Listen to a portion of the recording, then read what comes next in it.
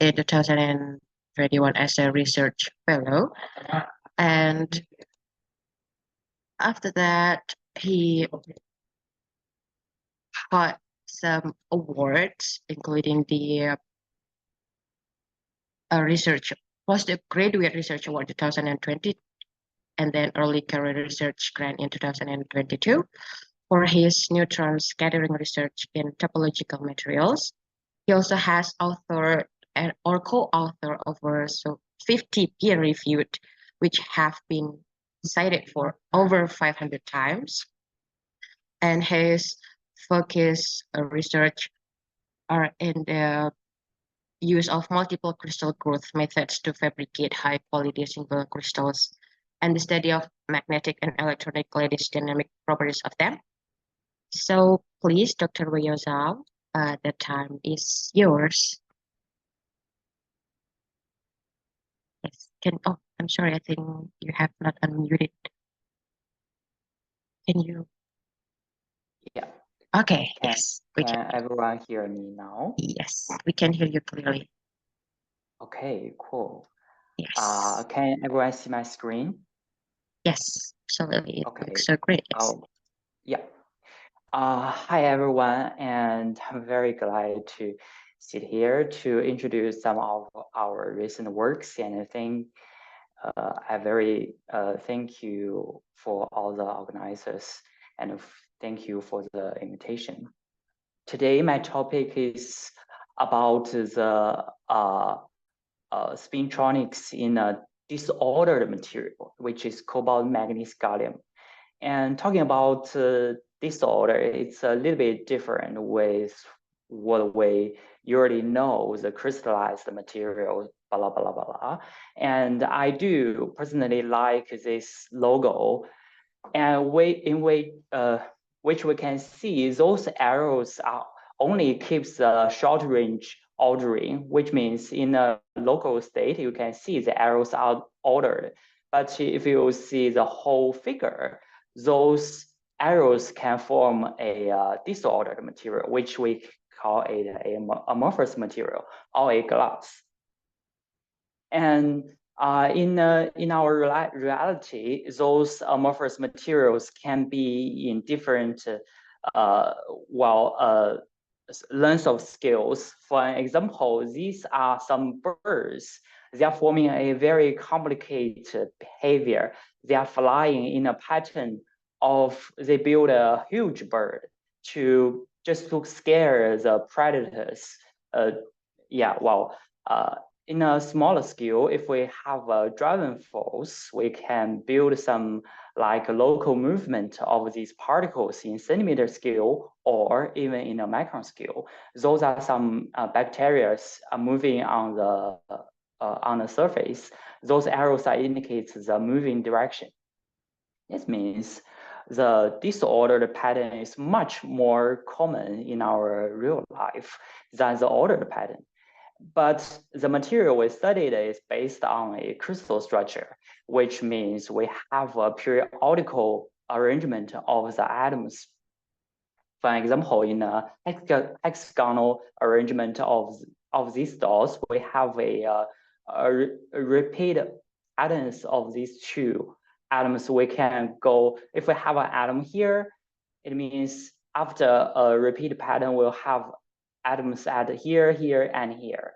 But if we slightly change the material, we can have this kind of arrangement of atoms. It means after a certain length, it is a possibility that we have an atom here or it's not here.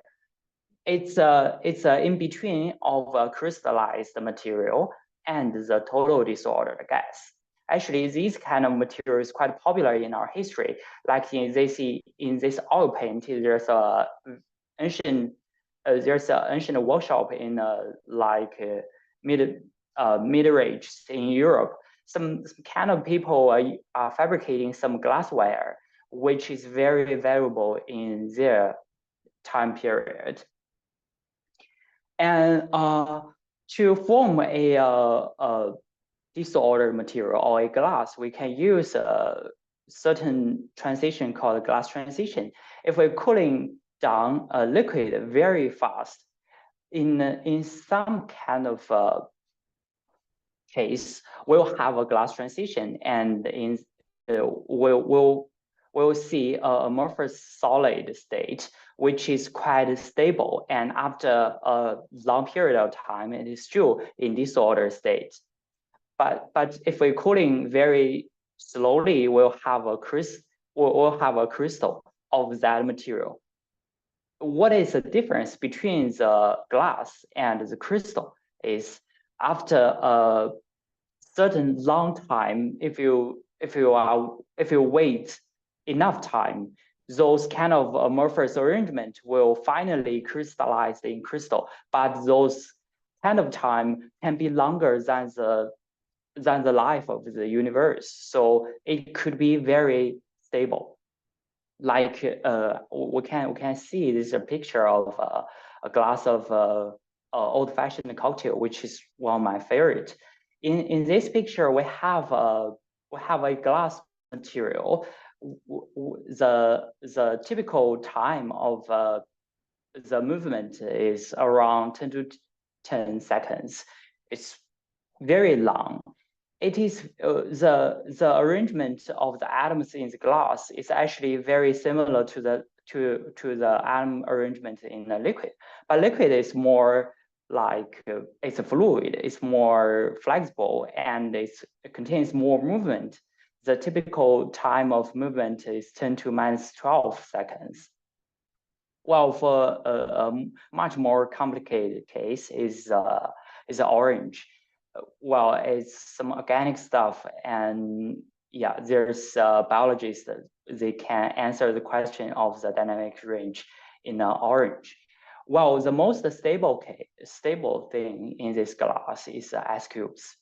These are the perfect crystallized form of water, which if we keep the temperature is below 0 degrees Celsius, it will keep in the ice form forever. What can we learn about the amorphous materials? What can we use? Actually, in the very ancient of time, our ancestors can use the amorphous material like this obsidian or some amorphous silicon dioxide. They can heat the material to form some very sharp edge. So they have a small knife, or they have some weapons to process foods. Or in a very famous HBO series, you can see some people that they have some dragon glass weapons. Whether these weapons are useful or not, you can ask him, which is known by the Netkin. After that, people can build some artificial glass in their workshops like this. These are known by some dragonfly eyes. They are 2,000 years ago, it's ancient Chinese stuff.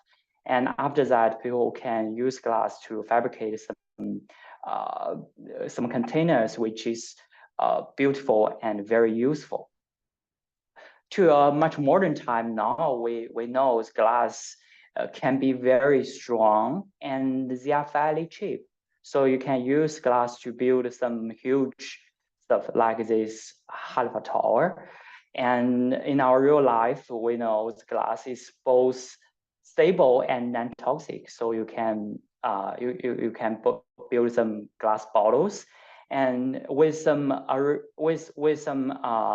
particular compounds, you can make the glass is conductive. So we have our smartphones with touching screens, and the glass is very optically transparent. So you can build some optical lens with it. But what we will do with glass is we want to use glass as a spintronic material. So before we use the glass material in spintronics, we must know some like atomic properties of the glass. And there's some earlier papers they mentioned, in a glass, we can keep the topological, well, when I talk about topological, I mean, these are topological defects or the crystal structure. It can be kept within the amorphous glass. It's the same, it's almost the same with crystal form. Like those skydivers, they can form a very stable pattern. But if some of the skydivers change their arm length, they bend their arm, they will just disform those whole crystallized this whole pattern, but still they keep every hole or every bond within this structure, which is also verified in some silicon-based material. Well, in the last case, we can see this is a metal glass you fabricated into some rebounds. If the researchers just add some high pressure, like 20 gigapascal on these rebounds, those rebounds will form some will crystallize. And the interesting part is every single small domain crystallized in the same direction, which means even they are in a total disordered form, they kind of remember what they can be in a crystal form, which is called the topological ordering in a amorphous material, which is very important in the further case. And based on the electronic or spintronics material, we know it is always used that some layer in the stackings is actually amorphous. Like in the recent published paper on Nature in the 2D electronic materials, it can build some it can deposit some hafnium dioxide, which is a high K dielectric, on top of the FinFET. While using this high K dielectric, we can tune the transport properties of the channel, and this is one of the application of amorphous material in the modern electronic materials. The other form is based on the change from crystallized phase and amorphous phase, the resistance will change a lot, which can be used as a phase-changing memory. The materials is like tellurium antimony telluride or germanium antimony telluride. Like this is a typical phase-changing material like germanium telluride. It can either trap electron or trap holes to form some stable structure, which means when the electron or hole are trapped by the amorphous matrix, the material is not very conducting. While the similar case is reported in antimony telluride recently, in the total crystallized phase, we have a fairly low resistance, but after amorphous change, which is hit by some high energy ion, it will change to a disordered phase, and the disordered material has a relatively high resistance. And the very simple case can even be in pure tellurium. The tellurium itself can be a good phase-changing material. Recent within 10 years, people also study the electronic structure in amorphous materials, which some of those publications also predict that the topology of the electronic band structure can also exist in total amorphous materials. Like in this arrangement of atoms, we have there are some non-trivial boundary state, which is exactly the same with topological insulator in a crystal phase. This is a theoretical prediction. Recently, another work published on Nature Material mentioned if using a bismuth selenide, they can build it. They can deposit a amorphous thin film, and they use AtC. Actually, they change the experiment setting and to observe the electronic states. You can see some non-trivial surface state appears on top of that thin films. With using spin AtC, they can see there's the spin orbital coupled surface state, which is very like the spin orbital spin moment logged surface state in a crystallized bismuth selenide. For the what if we put some magnetic moments in amorphous order? It has some very old studies mentioned. There are two cases. One is if with strong random anisotropy, those magnetic moments will just align by themselves and form some amorphous magnet. And if the random anisotropy energy is low, they can form either in a correlated spin glass phase, or it's a wandering X ferromagnet, which behaves very like a ferromagnetic material. And after the amorphous magnet has been studied, people are using neutron scattering as a tool to study those materials. Like here, they have some elastic scatterings in those materials. You can see the certain arrangement of these atom and moments in the reciprocal space. And those kind of arrangement in amorphous phase also has some dynamic form of like the just looks like magnon patterns in the see here using inelastic scattering method. You can see there are some peaks here. This is the propagation vectors of the magnons. You can see a quasi dispersion pattern of these magnons in the amorphous material, which is very interesting. It means in amorphous structures, the material behaves very similar with the crystallized phase. And in this iron germanium amorphous thick material, some researchers, they also observed Skyrmion-like real space topology in these materials. Okay, so keeping that in mind, if you want to use amorphous material as in spintronic device, we probably need some first some good electronic or magnetic property in the crystallized phase. Then we turn it into amorphous phase, and then because the amorphous material can be grown at room temperature or extremely low temperature, you don't worry about the like high temperature deposition or high temperature annealing effect in your devices. And amorphous material like the glass can also be very, very stable.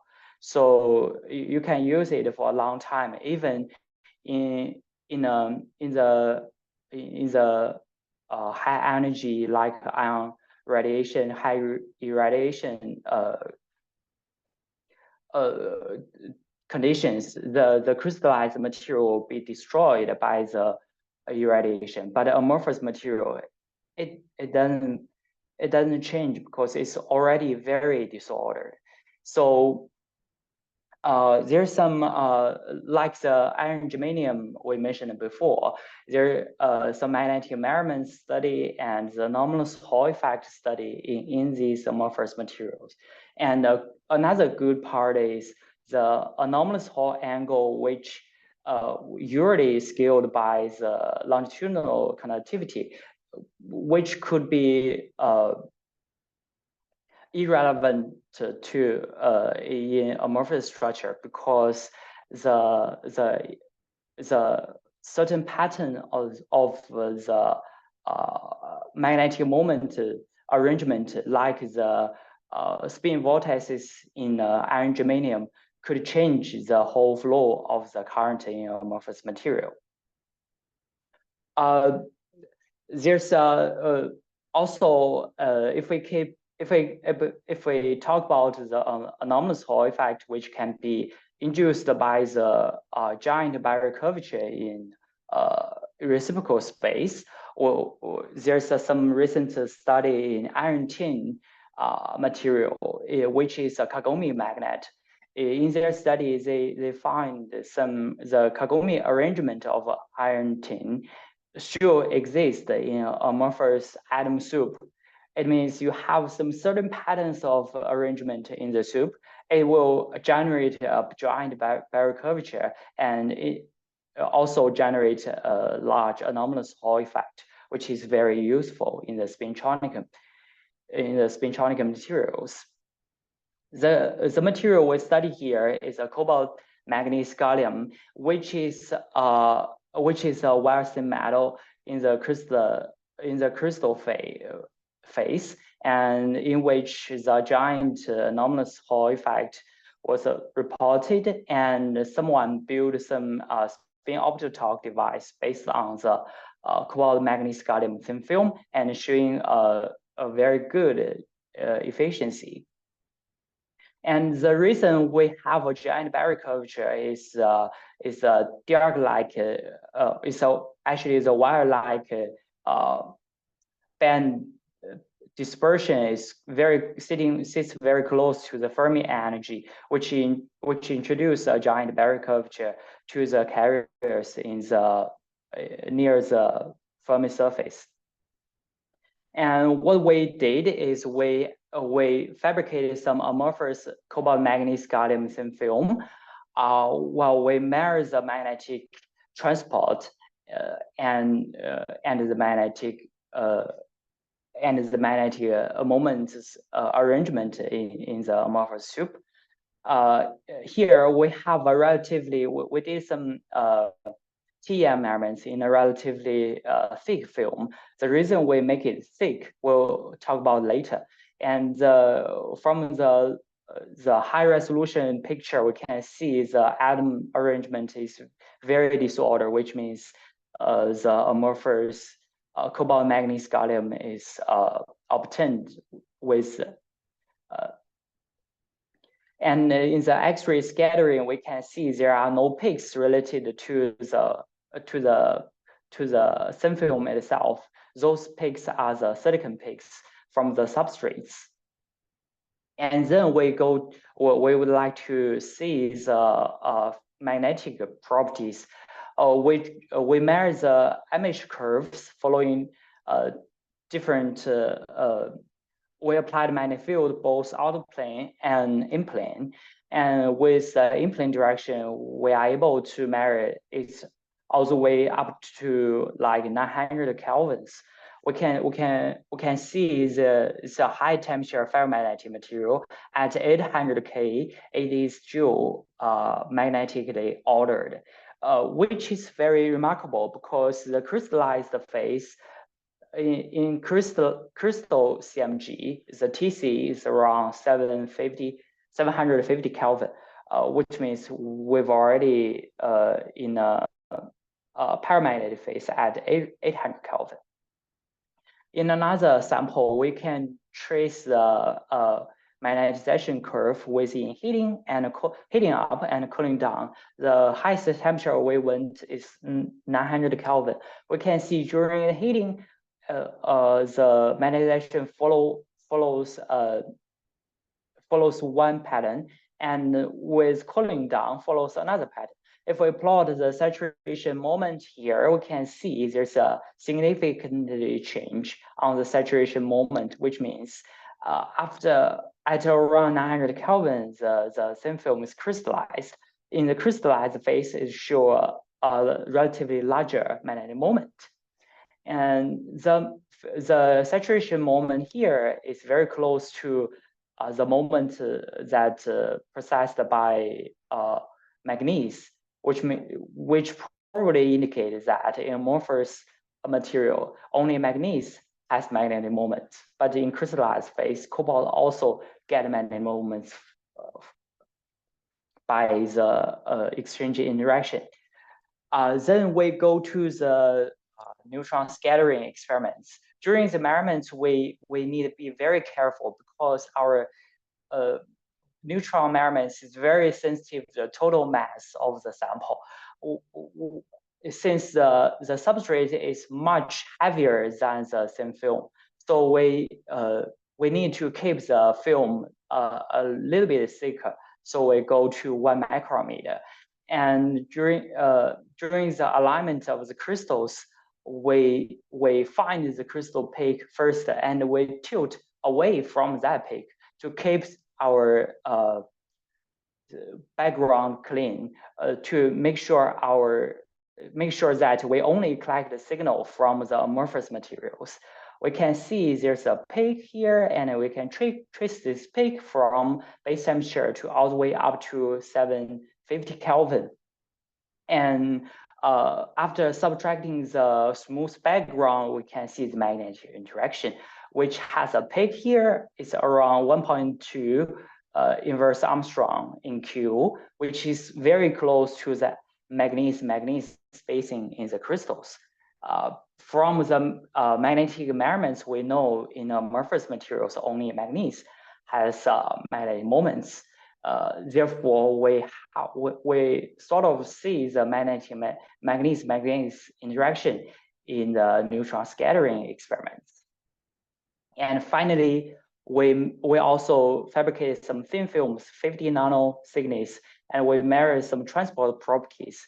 And in crystallized phase in the literature, they have a anomalous Hall angle at around 12%.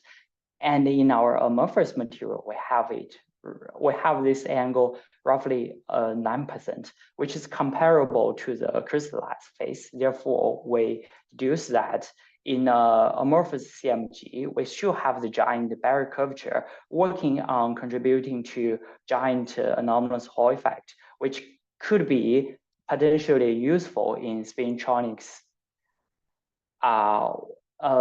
I would like to thank all the collaborators, and Julie is a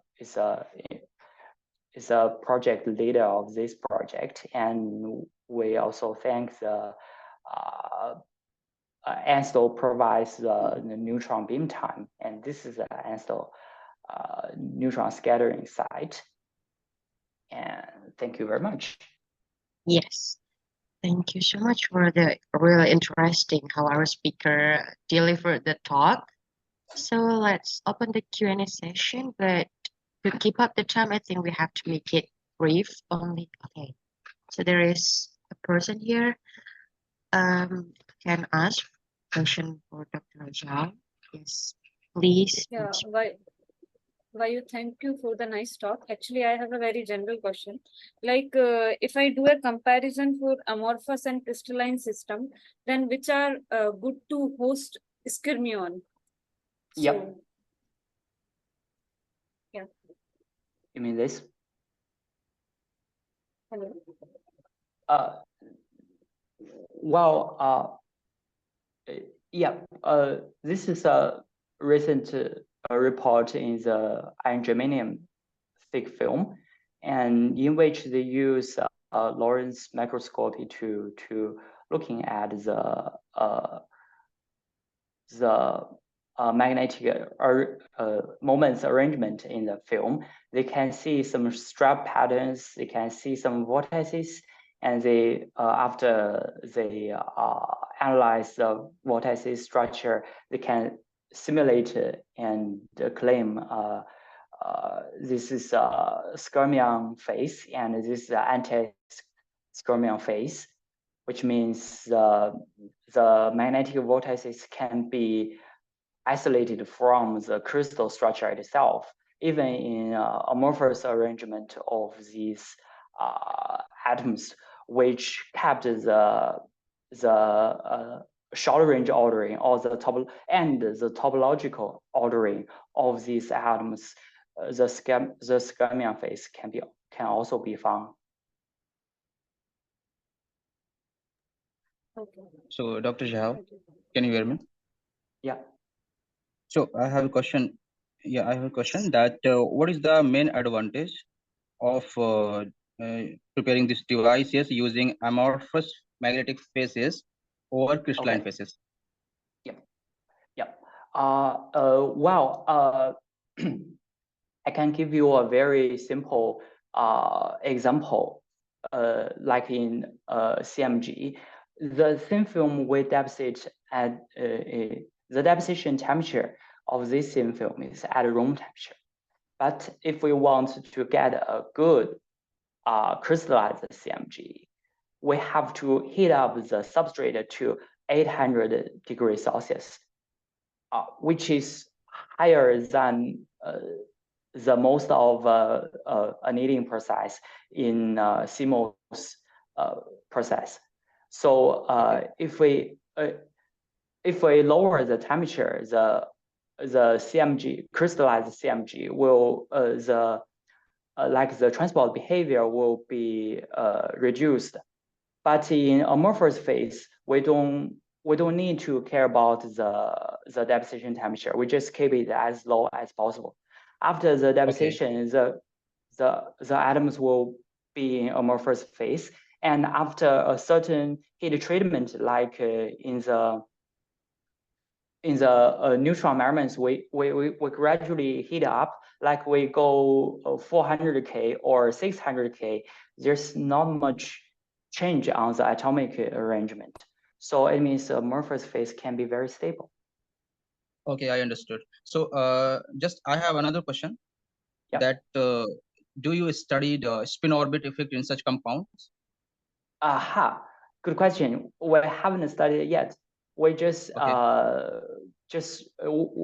actually we're wrapping up the neutron scattering results and first, and then move to the spin orbital torque measurements on the amorphous materials. Okay, got it. Okay. Thank you. Cool. Okay, thank you so much. Thank you, Dr. Zhao, and everyone who has had the wonderful discussion.